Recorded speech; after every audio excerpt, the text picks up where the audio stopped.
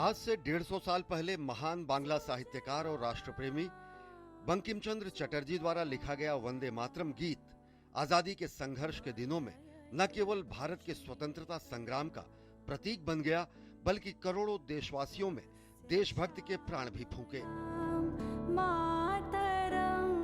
वंदे मातरम की रचना ब्रिटिश सत्ता के विरोध और देश प्रेम की भावना से ओतप्रोत एक ऐसी कहानी है जिसने स्वतंत्रता संघर्ष को नए आयाम दिए।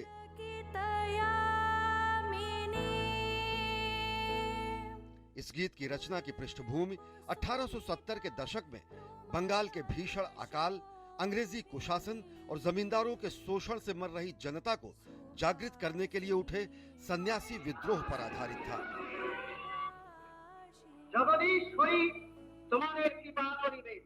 वंदे मातरम प्रसिद्ध उपन्यास आनंद मठ का एक भाग है। दरअसल गुलामी के दिनों में ब्रिटिश सरकार ने एक तुगलकी फरमान जारी करते हुए कहा कि भारत में गॉड सेव द क्वीन नामक विदेशी गीत गाया जाएगा। राष्ट्रवादियों ने ब्रिटिश सरकार द्वारा थोपे जाने वाले इस औपनिवेशिक गीत को अपनाने से साफ इनकार कर दिया।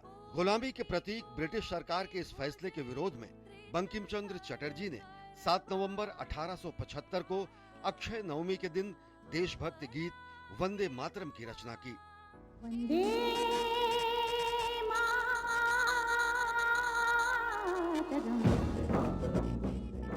दरअसल उस समय भारत में बड़े पैमाने पर सामाजिक, सांस्कृतिक और राजनीतिक परिवर्तन हो रहा था और राष्ट्रीय पहचान और विदेशी शासन के प्रति प्रतिरोध की भावना काफी प्रबल हो रही थी। ऐसे में वंदे मातरम गीत ने मां भारती को शक्ति, समृद्धि और दिव्यता के प्रतीक के रूप में प्रस्तुत किया और भारत की एकता और आत्मसम्मान की भावना को जागृत करते हुए उसे एक काव्यात्मक स्वरूप दिया। जल्द ही ये गीत राष्ट्र के प्रति भक्ति, समर्पण और अमरता का प्रतीक बन गया और आज भी यह गीत भारत की भाषाई और सांस्कृतिक विविधता में एकता का प्रतीक है। वंदे मातरम गीत आजादी के हर सिपाही का स्वर बन गया। क्या क्रांतिकारी और क्या अहिंसा के पुजारी, सभी इसका उद्घोष करते थे और समय के साथ संस्कृत के दो शब्द वंदे और मातरम ने पूरे भारत और भारतीय भाषाओं को एकता के सूत्र में बांध दिया। स्वतंत्रता संग्राम के दिनों में विष्णु दिगंबर पुलस्कर वंदे मातरम को हर कांग्रेस अधिवेशन में गाते थे। एक बार तो मोहम्मद अली जब उन्हें रोकने की कोशिश की तो उन्होंने मोहम्मद अली की बातों को नकारते हुए इसे गाया।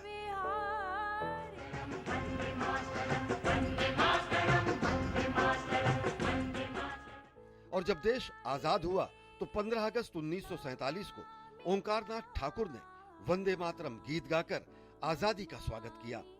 आजादी का प्रतीक और हमारे स्वतंत्रता संघर्ष की निशानी इस राष्ट्रीय गीत का अनेक भाषाओं में अनुवाद किया गया। प्रख्यात लेखक, कवि और स्वतंत्रता सेनानी सुब्रमण्यम भारती ने इसका तमिल में अनुवाद किया।